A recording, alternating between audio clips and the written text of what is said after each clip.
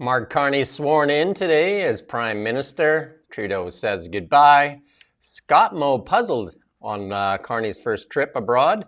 Premier Eby goes for the power grab, and Eby also targets Tesla.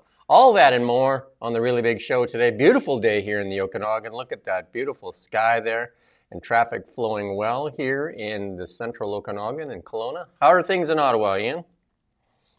It's actually beautiful here as well. I mean, it's not very warm. It's about 3 degrees or something like that, but it's very sunny. I'm sure Mark Carney will be delighted.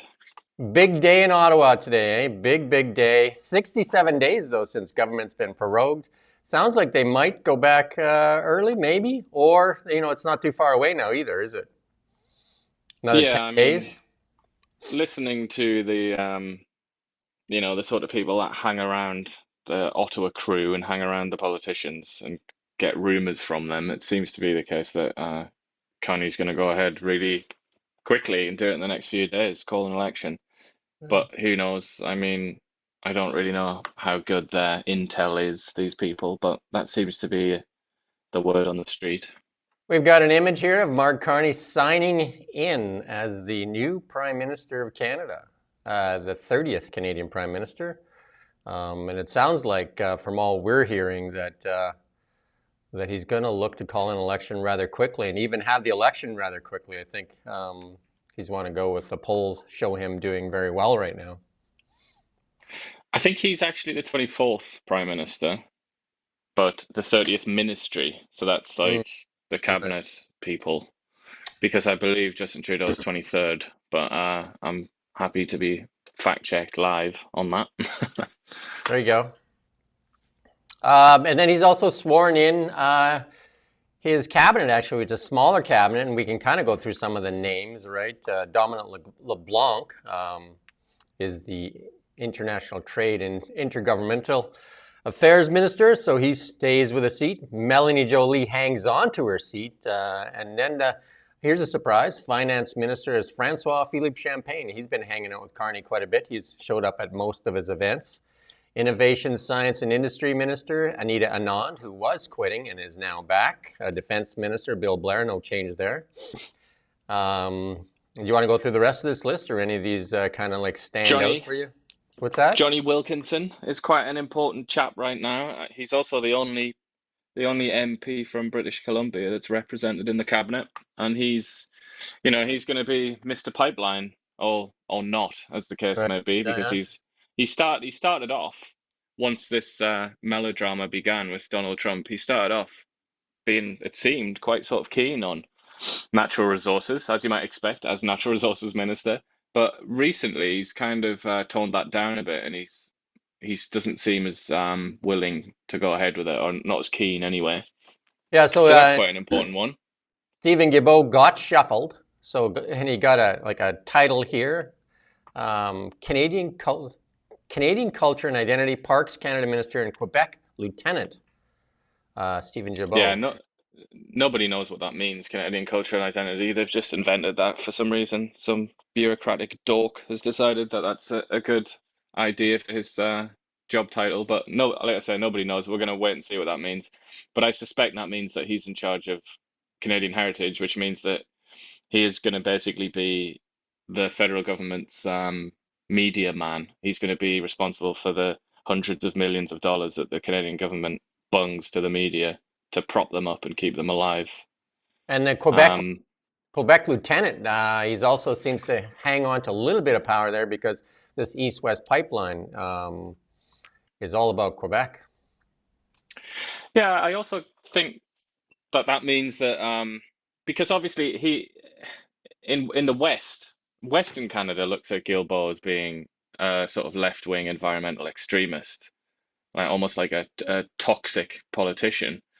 But in Quebec, I think he's still quite popular because obviously Quebec is far more liberal, far more left wing, and far more, you know, they're a lot more severe in their environmentalism. So I feel like maybe him being given that job is a way for Carney to kind of make a gesture to the Quebecois and say like, you can trust me, you can vote for me because I like this guy and I know you like him. Almost a way to, because obviously Quebec is completely fundamental in elections. And the polls have recently suggested that the Bloc Québécois, which looked like it was going to be all conquering in the federal election, it looks like it's starting to lose a bit of its popularity, and the Liberals are gaining.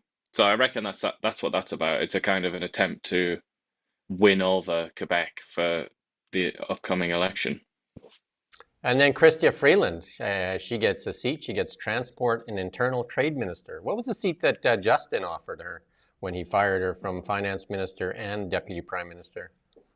He offered her no portfolio, but he offered her basically control of the US-Canada trade relationship, which would have ended up actually being a pretty massive job. That's the one that LeBlanc has been given, isn't it, in this ministry? But a lot of people have kind of they've been saying about Freeland, it's like, oh, this is a huge demotion, like this must be embarrassing for her, or something along those lines. But I'm not sure. I mean, internal trade, that that's a massive job anyway, usually I would say, but especially now, the era that we're heading into, that's a huge, huge job.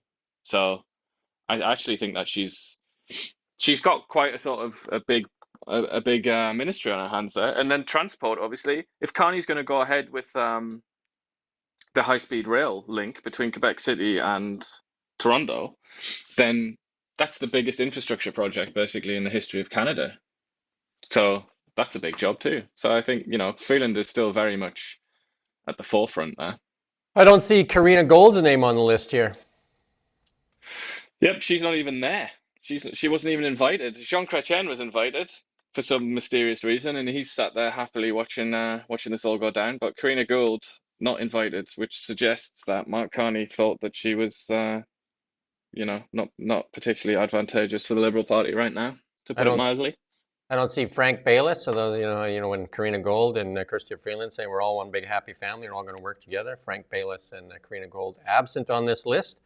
And who's the Deputy Prime Minister? I don't see that on this list here. Um, I believe it's Anita Anand, isn't it? Or maybe that hasn't been announced. I don't. Yeah, See, maybe it's not been announced yet. I But I don't. think See I it. heard that it was going to be Anita Anand Well, she's on been that standing. on the old grapevine. She's been standing shoulder to shoulder with him at all the events as well. But this image that we have up here, the old gang back together. David Lametti, Jerry Butts, Marco, all in the front row there. Well, not the front row, but they're Yeah. all in prominent seats. I mean, these are the ones that it proves that even though you may have left under scandal, you don't actually leave. You just go into the shadows and wait for the sun to shine again. Yeah. And they're all like, or a lot of them anyway, old chums, aren't they? They're good old Yep. friends. The I would old. say, sorry, and on that note of good old friends, Justin Trudeau's best mate, Mark Miller, is noticeable there in his absence, isn't he? He's been turfed. He's Yeah. no longer he's no longer going to be around. And it's important to bear in mind, obviously, that Mark Miller is one of the most controversial ministers and considered something of a liability by a lot of Liberals because he was housing minister and immigration minister, two files that have, you might as well have just set them on fire and thrown them into the garbage. Basically, they've been absolutely atrociously handled. But I would say, just final word on to go back to the list. I mean, finance minister, that's the second biggest job in the cabinet, given to Champagne. I mean, I don't know. Maybe you can remember and you can teach me about all of his successes and when he was foreign minister and when he was innovation minister, because I'm really struggling to find any success stories associated with Champagne or Well, Jolie, who's got like the third biggest job. we So, I mean, just I'm very interested. I'm very interested to know what their successes are to justify this faith that Carney has put in them.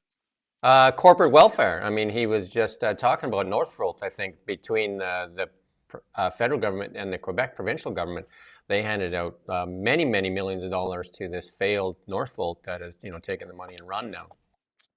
Well, I think you might just about have got the bullseye there. He's a francophone from Quebec, and he has been the smiling face handing out billions of dollars of taxpayers' money in Quebec. So I think possibly, maybe I'm just a cynic. I don't know. Maybe I'm being a fool here, but I think that might have something to do with it as the election is on the horizon. You talked about Mark Miller's failures, and And you have to mention Chrystia Freeland in there. She was the finance minister for this disastrous economy that we're all facing right now. But she still got rewarded. Yeah, and not only that, but I mean, even within the Liberal Party, she's kind of she's been looked upon as a failure in terms of how she performed in the leadership election, because obviously she might as well have not bothered. Barely anybody voted for her. And that was, considering her prominence within the party, she's been around a long time. She kind of obviously thought that she was the next in line after Trudeau, the next most senior sort of figure. And the Liberal Party comprehensively and quite dramatically rejected her. So that, I think, in the Liberal Party, her sort of prestige has diminished somewhat, if it was ever particularly high. Speaking of Justin Trudeau, he's got one last message for you here, and we're going to play that message from Justin. Hey, Canada, one last thing. I am so proud of Canadians. I'm proud to have served a country full of people who stand up for what's right, rise to every occasion, and always have each other's backs when it matters most. This may be my last day here in this office, but I will always be boldly and unapologetically Canadian. My only ask is that no matter what the world throws at us, you always be the same. There you go. Some final words from Justin Trudeau. Impressive, I think, actually, because he's kind of gone out of his way there to completely contradict what all of his enemies say about him, that he's narcissistic, trivial, frivolous, and patronizing. And he was none of those things there, was he?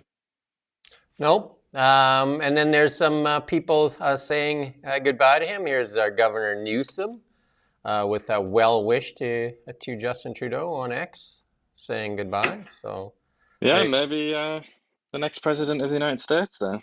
yeah, I know he's really trying to change his ways too. He's doing a bunch of the left is going after him though because he's had a few controversial figures on his new podcast. That I think a lot of political figures now recognize podcasts are important. So Gavin Newsom thinking, hey, I'll start my own podcast. Yeah. Well, it's not just about it being a podcast. It's also about it being a break with the liberal left, and particularly the Democratic Party sort of left their view of how you engage with the world, really, and how you do democracy, how you do politics. Yeah. Because in recent years, it's been, according to the logic of the left and the Democratic Party, it's been completely unacceptable and almost tantamount to evil to even have a conversation with somebody that you profoundly disagree with. Yeah, because I he had mean, his that was first just guest. not acceptable. His first guest was Charlie Kirk, and like I said, the left lost its mind on that. And I think his second guest was equally as disturbing to the left. Yeah, well, that just goes, that's what I mean. I think it's more than just the medium. It's more than just, oh, he's chosen a podcast. I think it's also he's trying to embrace the method as well of what we might as well call the right or the Republican Party, which is for a very long time they've dominated communications, they've dominated the media, as he says in that discussion with Charlie Kirk. He admits that, and they've done that because they've engaged with their opponents, whereas the Democrats have kind of they've just cleared the field. They've refused to speak to their enemies really, and they've put up kind of like straw men who like basically people who are actually just liberals but maybe associated with the Republican Party and argued with them instead. But they haven't really engaged with their actual opponents, like the sort of Trumpy people. So obviously he's trying to break away from that, and he's trying to kind of cash in on what's served the right so well. Yeah, I've tried to watch CNN a few times with Scott Jennings on there, and it's just him trying to talk and five people screaming over top of him all the time. It's really, I don't know, I understand how he stays on there when he can't actually even talk without them screaming over top of him. Yeah, I mean, I feel like that the ratings tell you that anyway, but I mean, I feel like it's kind of been consigned to history now, hasn't it? That format of like, I mean, Fox News is kind of guilty of that as well, but I would say Fox News sometimes does a one-on-one with an opponent, like a real opponent. But I feel like the old cable news network format is just dead, really, isn't it? I think they're keeping it online for a little bit while the boomers are still tuning in. But I mean, it's not really that important anymore. I think the only one with audience is Fox right now. Most of them, CNN including. CNN gets like a very small audience now, right? They've basically fallen off a cliff. And Indeed, then, yeah. to be fair, here's Justin Trudeau in his last motorcade as he leaves Parliament. He loves a good motorcade. We're going to play this clip here for you. Go take Trudeau! Go take a walk in the snow! No legacy! Come on! Good, Ramos. No!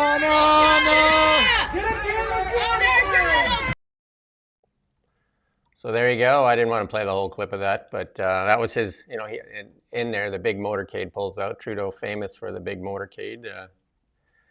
Somebody trying to get a Hey Jude chorus going there as well. Did you hear? It didn't really succeed though. Yeah, there was the na na na hey hey, the old hockey song na na na hey hey goodbye. I do think that is a little preview of what the rest of his life is going to look like though. Getting shouted at by random people in crowds as he tries to get into cars. It's basically the life that he's that he can expect, I think, from now on. Well, maybe he's going to get the deputy PM job, or maybe the ambassador to the world on climate change. That's my guess. Maybe he can be the next Governor General. Yeah, Holly Doan's black. We don't put it in here. Holly Doan's Blackhawks. It looks like he's going to get a bit more of a payday here before he leaves, because the government typically buys his private papers too, and it looks like they might pay up to $1 to $2 million for his paperwork.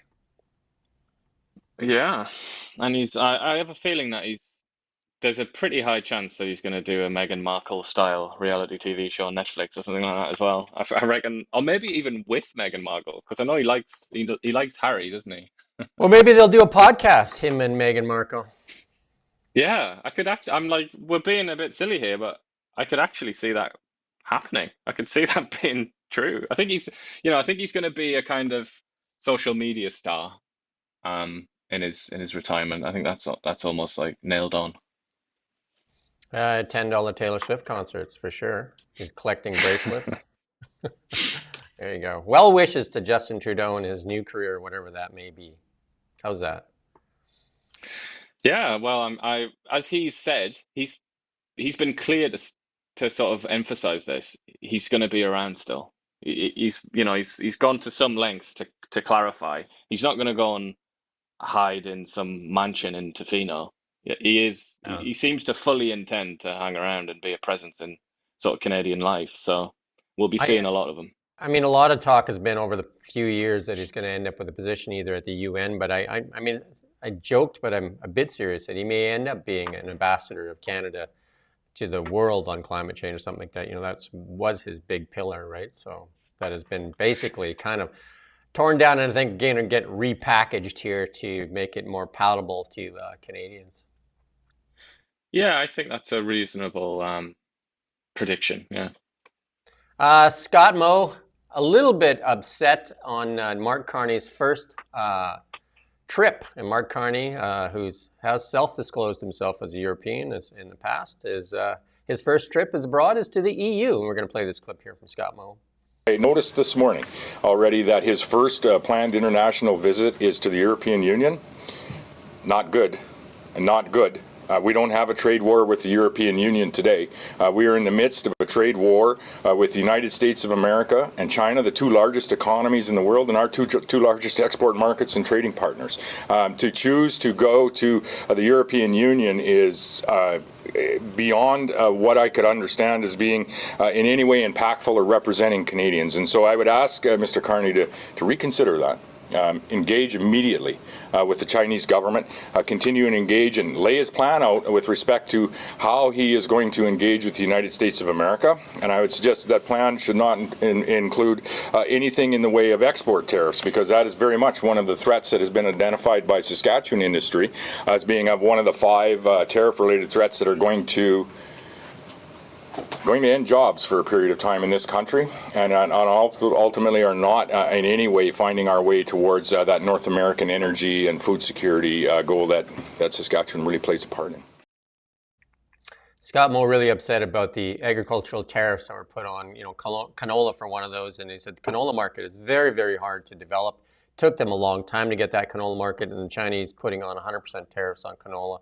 And he said it's really hard to develop those markets, and that will be devastating for Saskatchewan farmers. Yeah, I mean, it's extremely disappointing that the Chinese did that. I mean, if you're a Chinese nationalist or a Chinese kind of supremacist or something like that, I think you should also be disappointed because the Chinese had a massive opportunity there to be the bigger man kind of thing. And we've been reading a lot of stories about how, in Australia, for example, former prime ministers come out and said, this is the one that Trump insulted right after he did this interview. But he came out and said China's going to come in and like steal America's lunch, and China's going to come in and be the big man and be the more reliable trade partner. Unfortunately, China doesn't behave like that, and never has, and presumably never will. So they've come in and sort of shot themselves in the foot here with this tariff, I think. But Scott Moe, obviously, he represents not just Saskatchewan really with what he's saying. I think he represents the whole prairies, doesn't he? It's Yeah, kind of it is definitely. he's complaining that the exports from the prairies have been kind of sacrificed so that the car industry can be saved in Ontario and Quebec.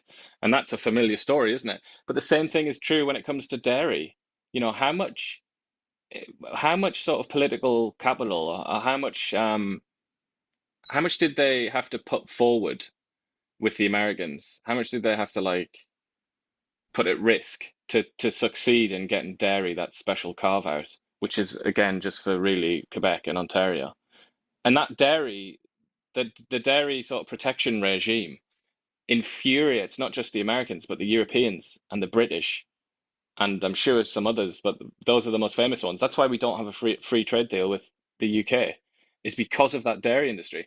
And obviously that annoys people like Scott Moe and Danielle Smith because they think, you do everything, you go to bat for these Eastern industries, and then you just let us get gobbled up and destroyed. Yeah, So I Scott can Moe. totally understand what he's saying, but it's just such a shame that the Chinese have done this. But I mean, what can you do? You can't influence the Chinese. They do what they do, and they're Scott a mystery to everyone, aren't they? Scott Moe did ask why can't we remove the EV 100% that we put on in response to Joe Biden putting on the 100% tariff on Chinese EVs. And Francois, the new finance minister, said absolutely not. We're trying to save jobs, and obviously not trying to save agricultural jobs, but trying to save the auto industry.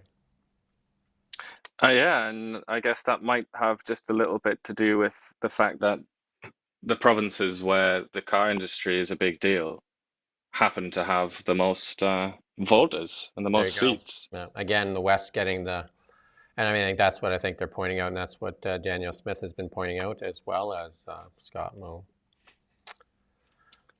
We Yeah. do have a clip here from Jean Chrétien that was at the Liberal leadership event there when he spoke about pipelines, which put some hope in a lot of people's minds for an east-west pipeline. We're going to run this clip here. To build a pipeline for natural gas from Alberta to Quebec. Alberta, the family of my mother, and Quebec, of my father. So, I think that if we do that, that will keep the steel workers working in Canada for a long time. No doubt, one of Canada's greats, Jean Chrétien. We had him here for the 2019 Level Up. His speech was very much the same as the 2019 Level Up speech he gave. He must have that one speech that he keeps working. But how good is his accent as well, though? He's got if you compare his accent to the other francophones, like when they speak English, his is just like, it's so cool. It's almost like something out of history. It's like he has such a great way of speaking, like Alberta. But and there's also power to the way he speaks as well. I mean, it's no surprise that he dominated politics for so long. He's like such an impressive and like memorable person, isn't he? And, But it is interesting that he's saying this because it remains to be seen whether or not his party agrees with him. But he's done his part, I guess he'll say. He's got up there and he's said it once again.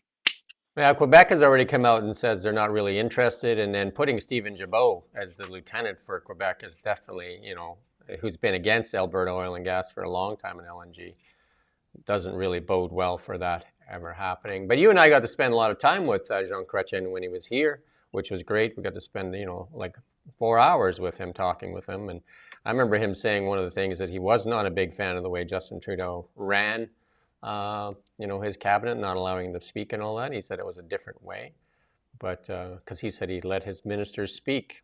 We'll see what kind of style Mark Carney has here in the next little while. I would be very, very surprised if it was any different, to be honest. He hasn't been praised by journalists so far for his openness.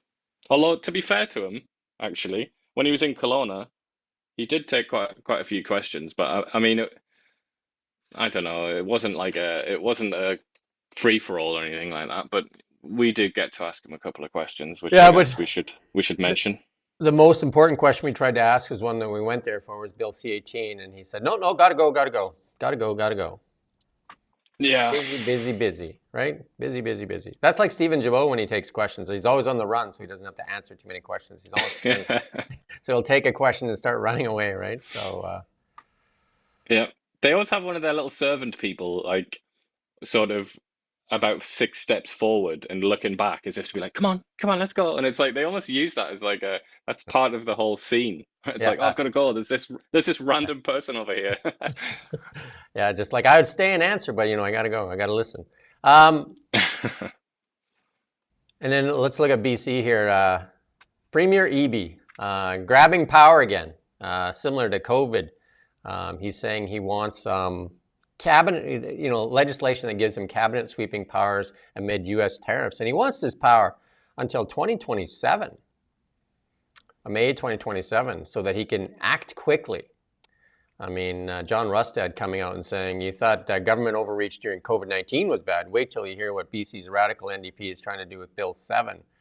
Bill 7 gives BC's already authoritarian top-down NDP government sweeping and almost unlimited powers with zero oversight. Yeah, well, I mean, it's basically, David Eby was like very, very keen to stress when he announced this that well, he came out and he even kind of like broke the fourth wall a little bit. He said, look, we have a very thin, a very small majority. It would only take a few dissenters to collapse this government and force an election. And he basically just said, if we misbehave with this, that'll happen, and then I'll have to win an election. So he was almost saying like, it's quite easy to put an end to this if people are really upset about it. But I don't know. I mean, that would require NDP MLAs to basically defect, to disobey their whip and disobey Eby. So I don't know how easy that would be to do. I mean, they're pretty sort of servile, aren't they, towards Eby?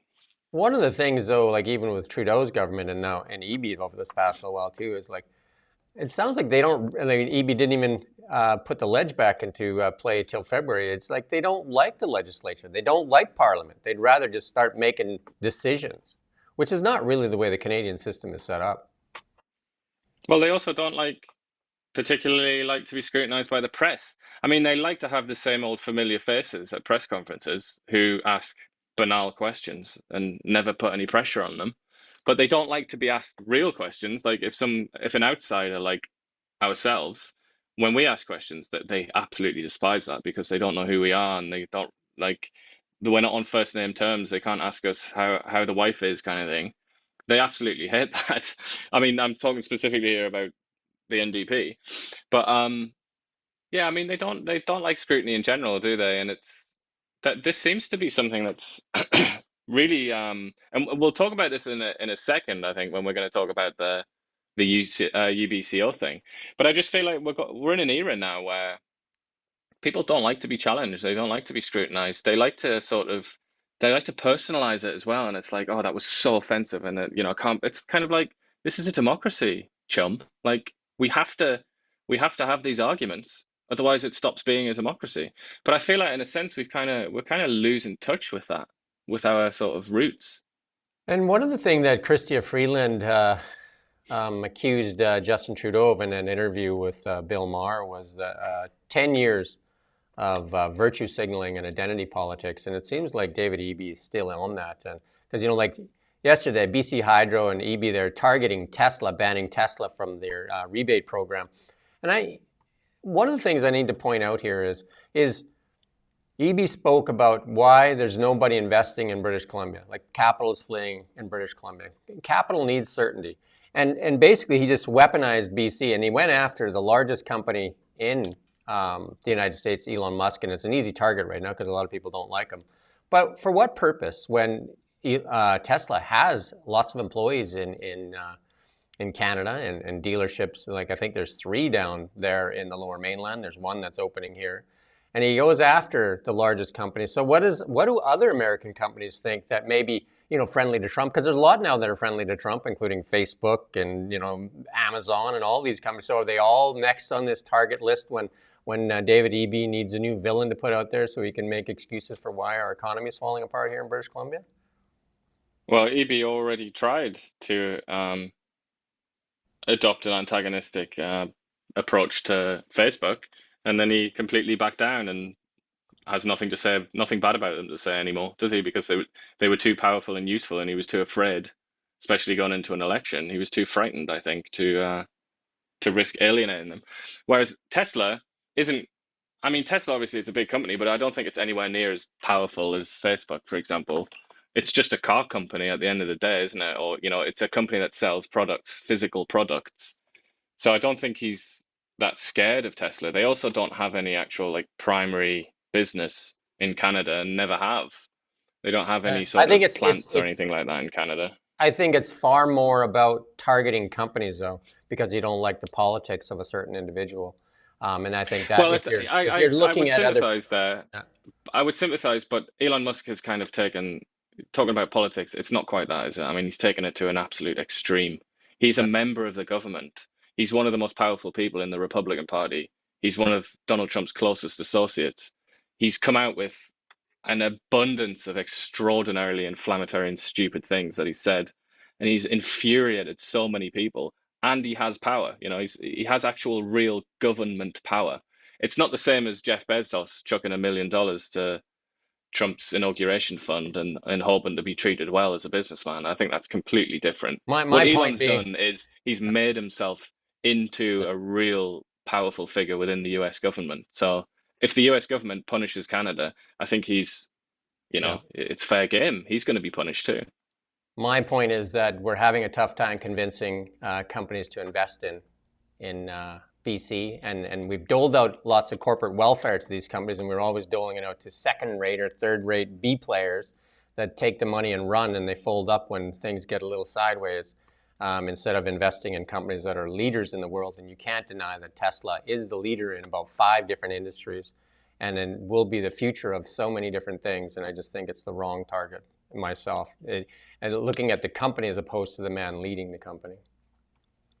Yeah. But I mean, likewise, you could flip it around and say, I think, that it's reasonable to think it was a massive mistake for Elon Musk to attach himself to a president that attacks Canada, seems to want to destroy the Canadian economy and annex Canada. I mean, that's kind of dumb too. So it's kind of like 2 dumb people walk into a room and we're just looking at a couple of dumbos. I just also, so, like when at first when he targeted red state booze versus, like all the booze, I just think the identity politics, virtue signaling does not play a good role for British Columbia.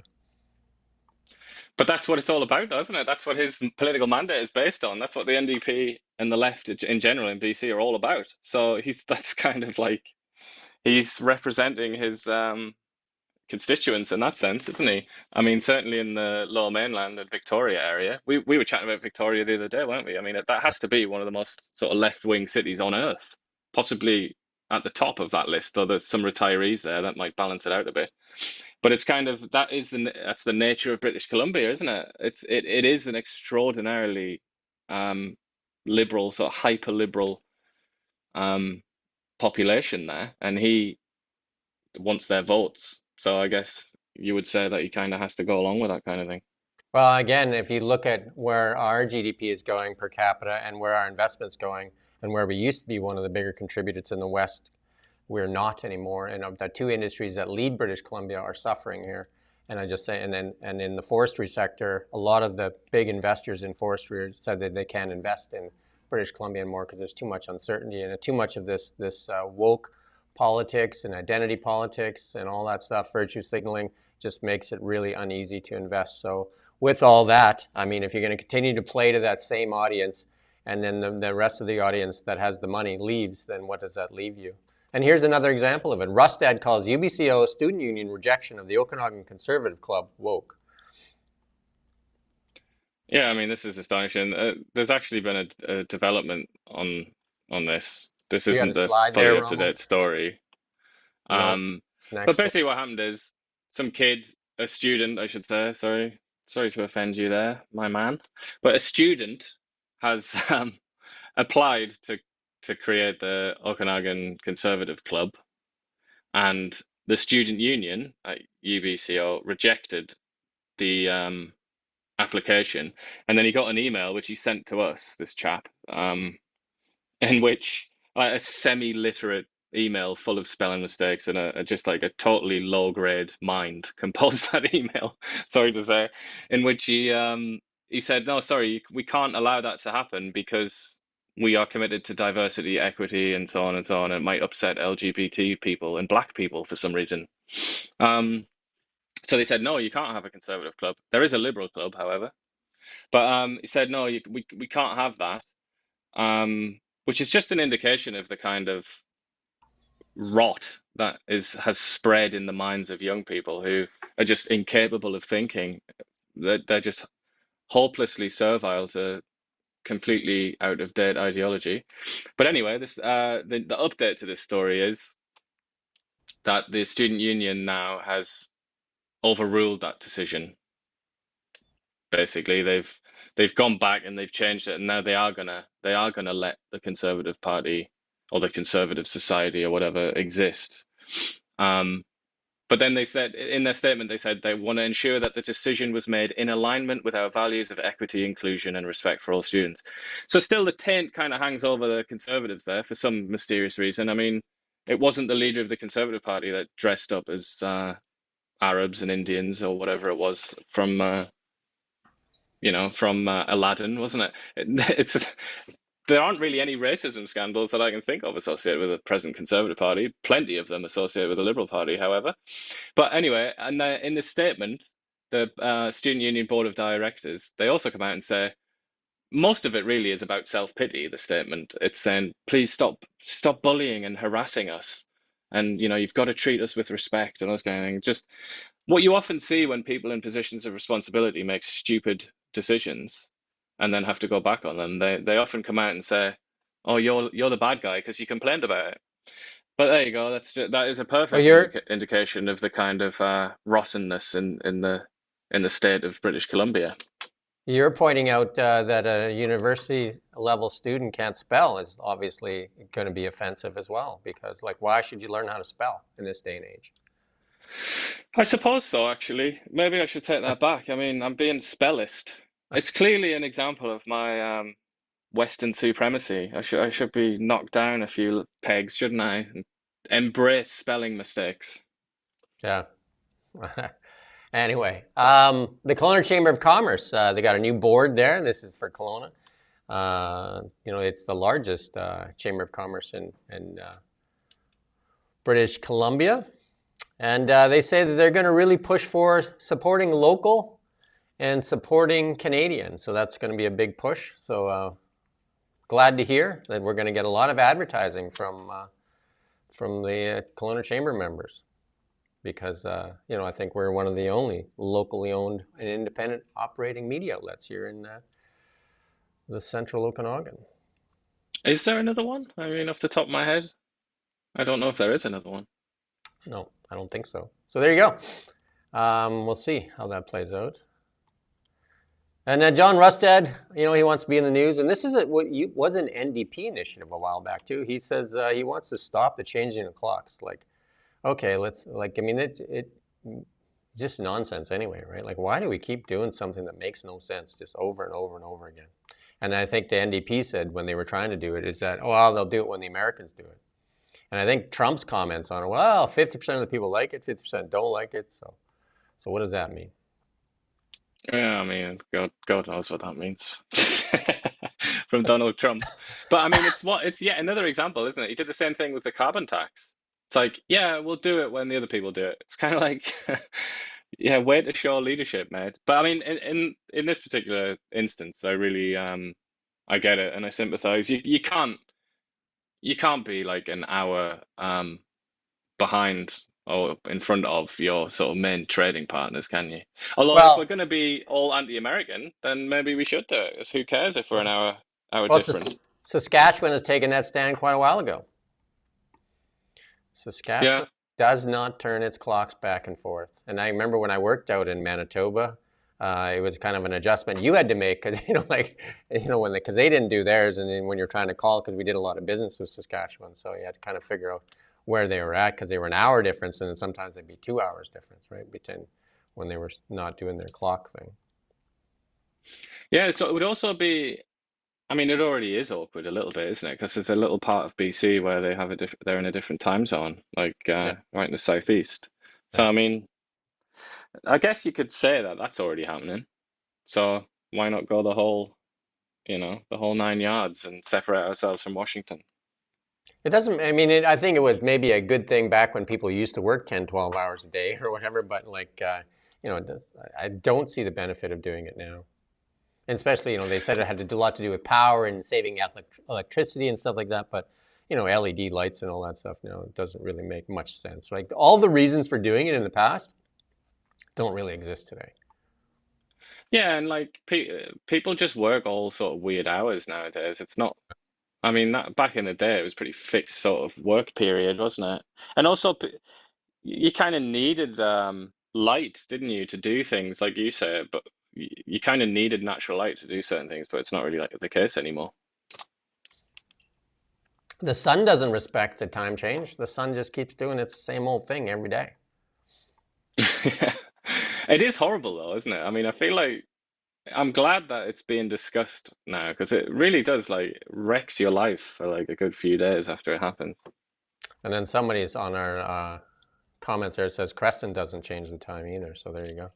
Creston, BC. So there you go. Why don't we just do that? Everybody just kind of do it on their own, and then they'll have to change it to not changing it because like it'll just be just a schmozzle. Yeah. And turning our attention to the world here, this is, are we close on this ceasefire? 1 minute we're close, next minute we're not. But here's a comment from NATO on allowing Ukraine into NATO. Here, let's play this clip. First, we need a peace deal / a ceasefire. And the president is very clear on this, that obviously there will be many issues to be discussed and debated when a ceasefire / a peace deal is there. But to discuss how to keep a peace deal, if there is not yet a peace deal, is also a bit strange. Of course, you have to think in parallel. He's already taken off Ukraine joining NATO off the table. Mm-hmm. So Ukraine is left asking this question, how are we going to know we're going to have proper security? Yeah, but he was also very clear, Pete Hegseth in Brussels, but also the president himself, that when there is a deal on Ukraine, it has to be lasting. It has to be durable. Putin should not have to try this again. So the question is then the how. How do you do this? Post a peace deal. Then I would side with the president. You first need to have a peace deal before you can get into these details. Obviously, behind the screens, there will be discussions on the what if there is a peace deal, how then to maintain that. But there are many ways to do that. There you go, and I think that's been common knowledge that the NATO thing has been off the table, and that was even before the war started. There was talk to say that NATO was never on the table, and they said that just say that it's not on the table, and like they're saying that was one of the reasons that things got escalated. But it's still the head of NATO there saying that it's not on the table. Yeah, it's strange that that's still being discussed, really, isn't it? Because I think you're right there. It was sort of like that was off the menu for a long time, wasn't it? Yeah. I don't think it was ever on the table other than the media tried to put it on the table many times, but I don't think that the serious people ever had it on the table. Obviously Zelensky kept asking for it, but... Yeah, I mean, I'm old enough. I feel like an old sort of like Yoda figure now for remembering this, but I can recall when he kept asking for a no-fly zone. Do you remember that? It was like, close the sky. That just that just disappeared, didn't it? Yeah. That was kind of weird. I guess he got behind the scenes. He must have been rebuked by Joe Biden or something like that, and he just stopped asking about that. But I mean, NATO membership is probably even more dangerous than that, than a no-fly zone, because that would Yeah. potentially drag the entire Western Alliance into a nuclear war with Russia. I mean, nobody wants that, do they? Yeah. Let's move on to markets here. Our friend gold did break, and I told you this would be a tough thing. They broke the $3,000 mark this morning. I think it hit about 3,005 in this contract, and I think it was even as high as like 310 in the futures contracts.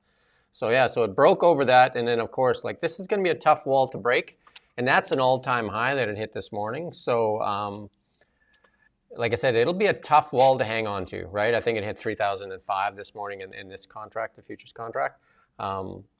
So it's going to bang around there, but if it can hang on to 3,000, it'll move higher from there.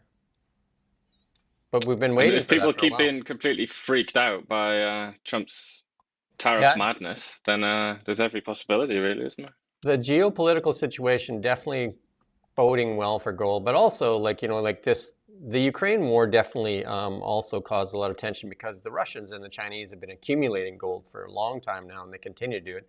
And in many cultures, gold is still seen as one of the most important things. Canadian culture, for some strange reason, not.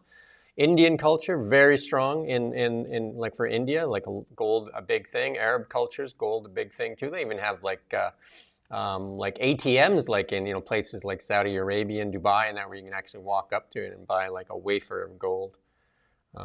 Yeah, it's definitely like places where they don't have very much trust in the currency.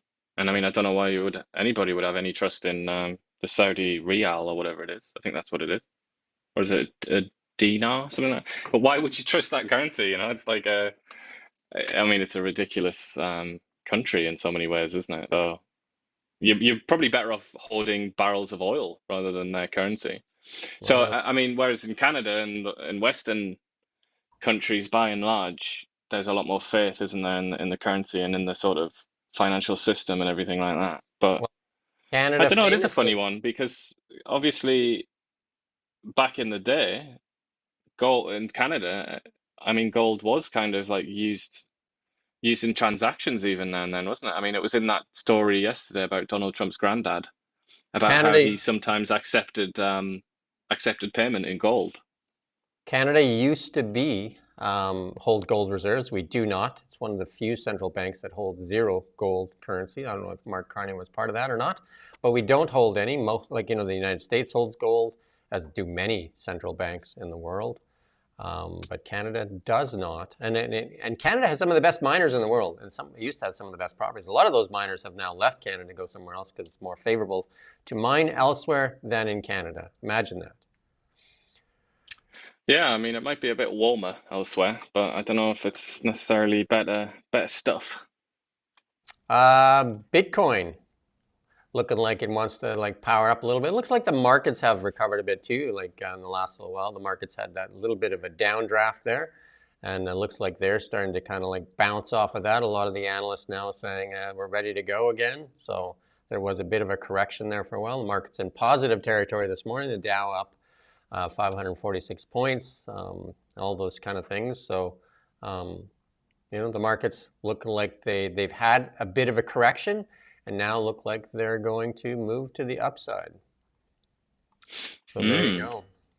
I see Trump is now being judged by a lot of his younger supporters for the decline in Bitcoin.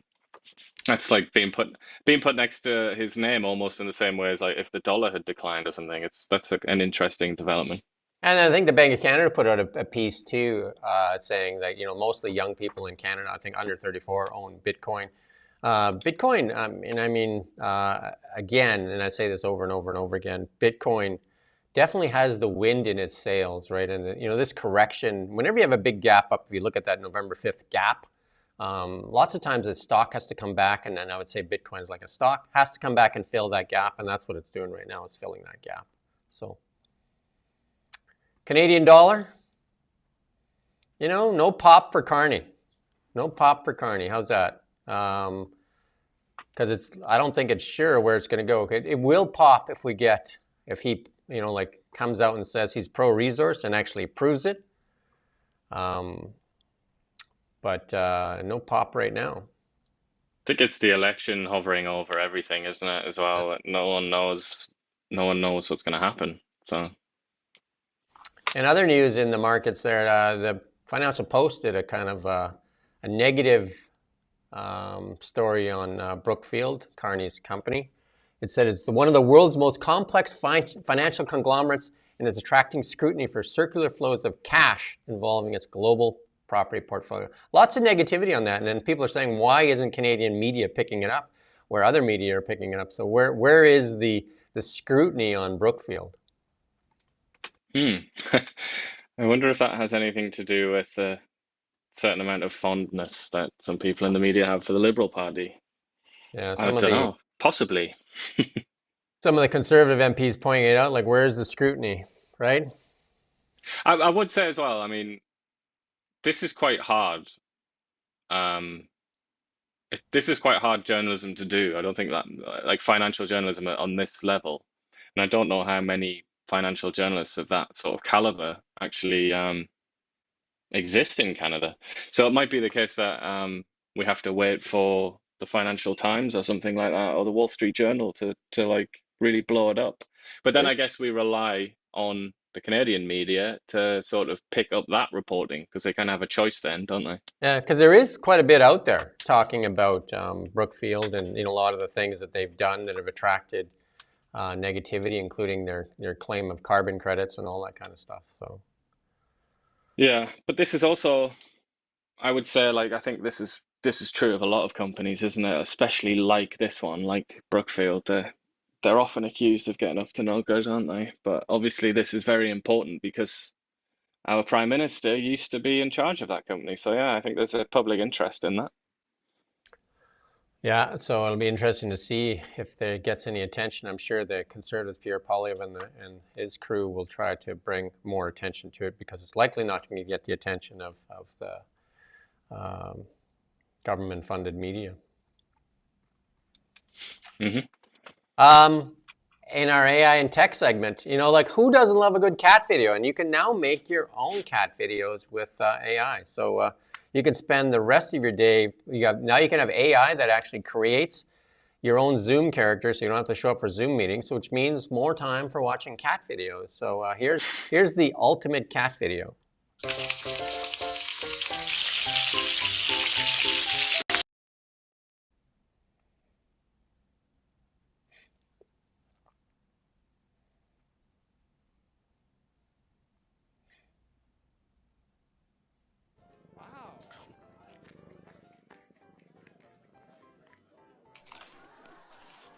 I think that's good, Rommel. There you go. I'm trying to lay off the McDonald's, man. It's constantly exposing me to, my weakness. So Donald Trump, Kamala Harris, and the cats now work at McDonald's. I wonder if in future, when robots are frying all the food at McDonald's, that we'll be able to make them look like cats. I actually know somebody that outsourced their job and actually showed up for work every day and just watched cat videos. So they outsourced their jobs to like a distant country, and they just spent the day watching cat videos. So this would have been like a bonus for him. Yeah, I mean, of all the things to do with your life, that's probably about as good as anything, I would say. It's a lot better than what many people get up to. And then this next video is just to show you the technology. I mean, we're not going to play it quite yet. So China, over the past little while, has been stoking investment in China. They've lowered rates. They've have some more easy money policies, and they just put out this morning that they want the banks. They're basically ordering the banks to make sure that credit is available so that consumers can drive demand. So they're trying to stoke their economy, and they got a lot of really cool things. Let's play this clip here from China. I'm in China and I'm going to Shenzhen by train, so I've forgotten my phone and I want to get something from the store. So I'm at 7-Eleven, so I'm gonna pick up the sparkling water. And what's very interesting is they actually have So I'm going to scan 2号 it. 收银机成功支付已借商品， They 请 actually 向 have 店员出示支付凭 WeChat 证，欢 Palm 迎下 Pay. 次光临。 So 请使用微信刷脸或付款码支付，支付成功前请不要走开哦。 that's my WeChat ID. 支付成功，请向店员出示支付凭证，欢迎下次光 That's my 临。 WeChat ID, and I just paid without having my cards or my wallet on me or my phone, which is pretty crazy, mind blowing. You don't have to take anything with you when you like go and travel. So There you go. Some people will freak out about that. Some people think that's amazing, but you know, instead of stealing your wallet now, maybe they'd steal your hand.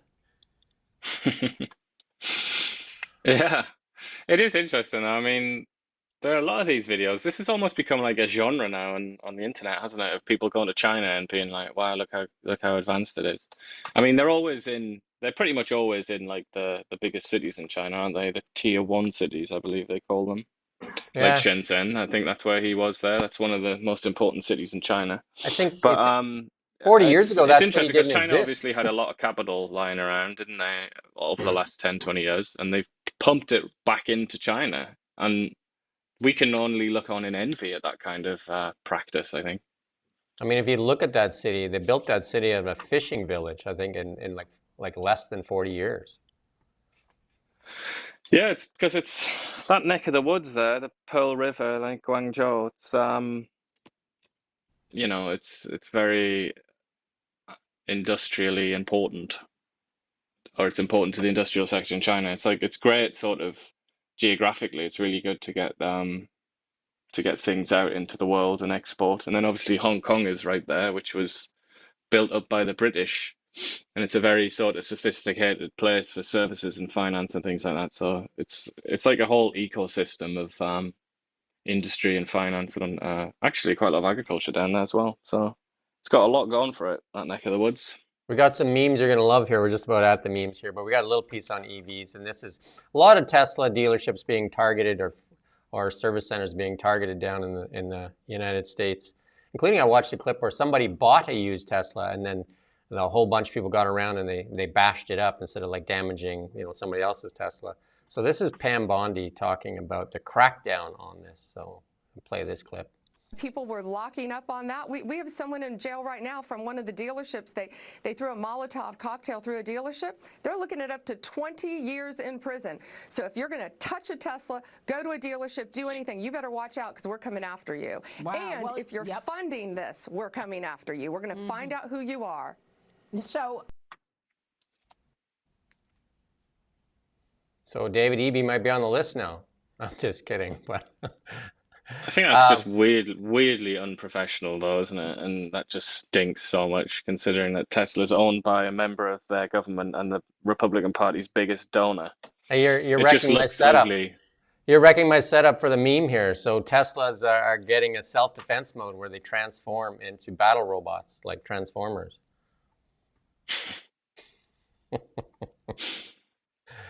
I knew you'd love that.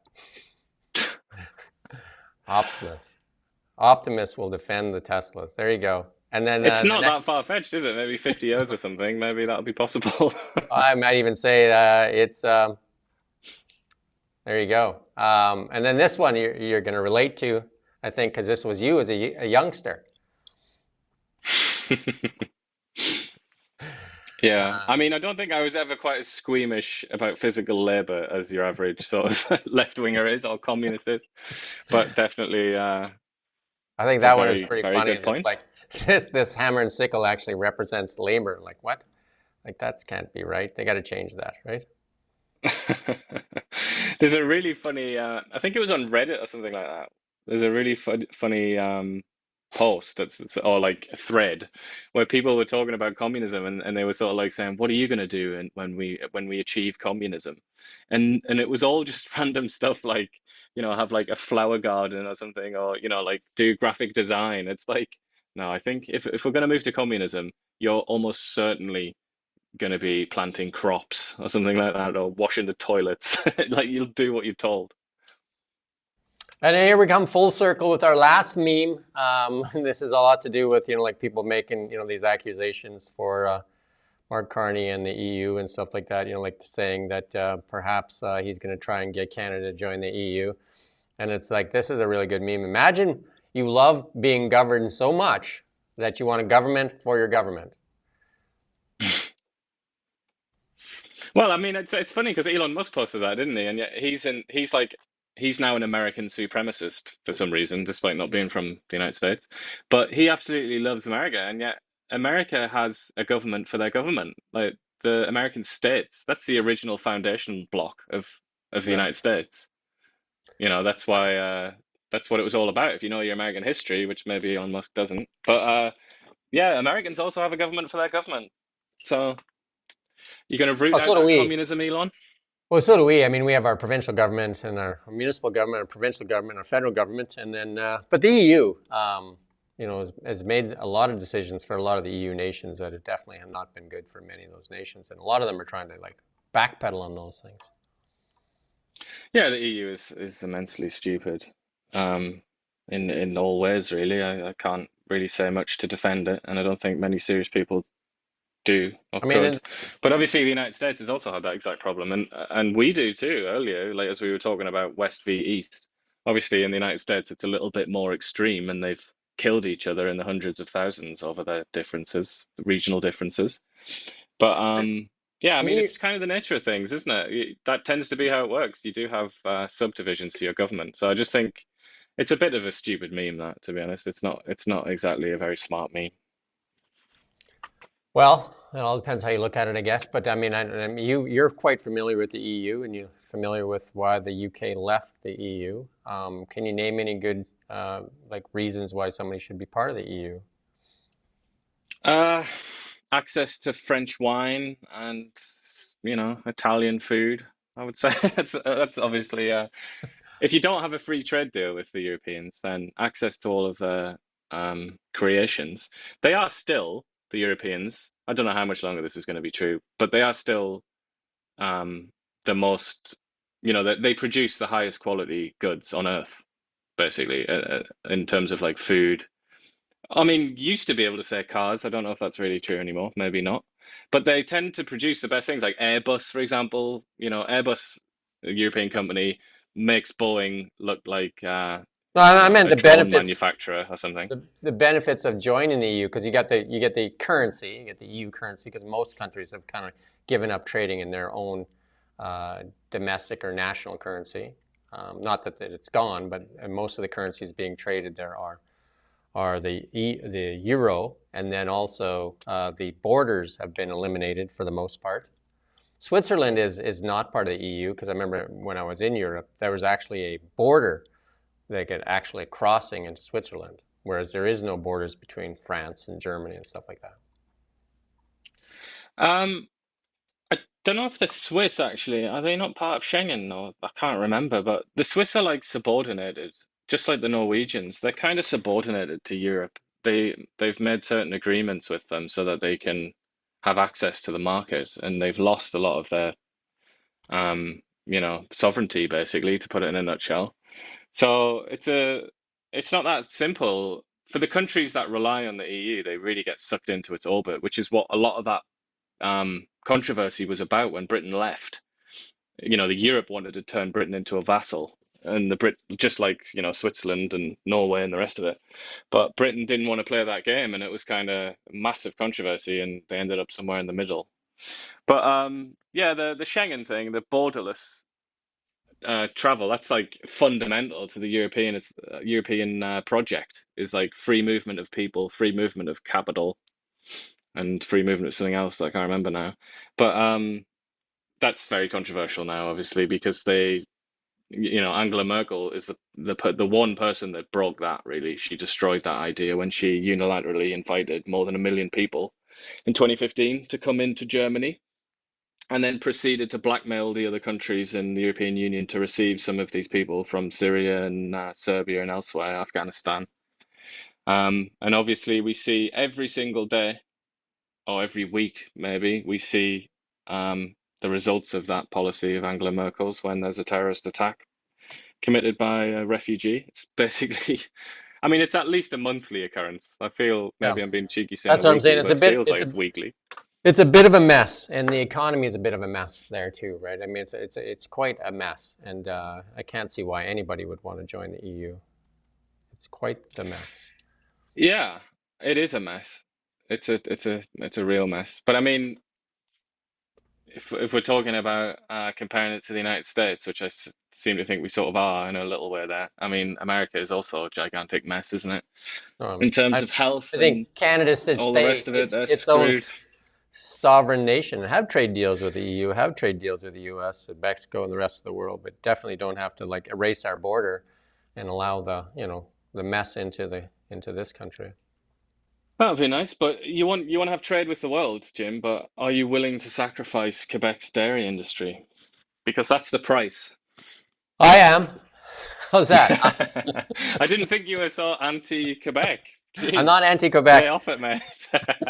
I am pro-Canada, and I think that they've gotten the cats, you know, like the cat video treatment when the rest of us are not getting the cat video treatment. I think, you know, the West has been basically stepped all over for the interests of, you know, Quebec has definitely always had the hammer, which is not fair to the rest of Canada. Absolutely not. And I mean, it manifests in all sorts of ways. Even like the senators, when you look at that, the sort of the amount of senators that you're supposed to have based on which province you're from, it's just so unfair when you look at it, the East-West divide. And as usual, Quebec gets the best treatment. And we'll end with this because you brought up, and it was a really good point. We're bilingual, which is great, but to be an MP, to be considered a serious MP, you have to speak that language, which really cuts the pool down, right? Because not a lot of people, like even some of our more qualified people, just don't meet that requirement, so they don't bother going into it, and that includes the bureaucrats as well, right? Absolutely. And you know, the fundamental, or the most important point maybe to mention there is that the province that has the most bilingual speakers by a massive distance is Quebec, because obviously they're gonna absolutely hate me saying this, but I mean, they speak a language, French, that is not the world's language. The world's language is English, so that it's kind of necessary for them to learn English, whereas the rest of Canada, you know, they don't really feel the same urge to learn French. So you have this imbalance there, where Quebec, I think, I'll have to check on this, but I think Quebec represents a majority of all the bilingual speakers in Canada. So put it that way. So that means that means prime ministers, senior bureaucrats, like you said, people in the military, high ranked in the military. It's like the world is their oyster in a sense, really. So we give them a massive advantage just in that regard, because we've said that we're bilingual, that we've declared that as a country, and yet we haven't actually made that a fact in reality, because obviously there are nowhere near enough French teachers. Well, we put our daughter in French immersion, and she actually liked it a lot, and it turned out pretty good for her. But we do have to go. It's 10 o'clock, and that's our show for the week. We're back next week. We're around 9 o'clock every morning. We're trying to, it's about an hour-long show, and we would appreciate you commenting, sharing, liking, subscribing, of course, and sharing it. And if you like it, definitely send some comments. We're definitely very appreciative of you watching us. We're on X, YouTube. We're trying to live stream on many different channels. I also put it on my LinkedIn, on my X account, and Kelowna Now's X account. And from Ian and I, we hope you have a great weekend and enjoy the sunshine, no matter where you are. Thank you for watching Kelowna Now. We don't just report the news, we live here too. We're your neighbors, bringing you stories that matter to all of us. No government funding, no outside influence.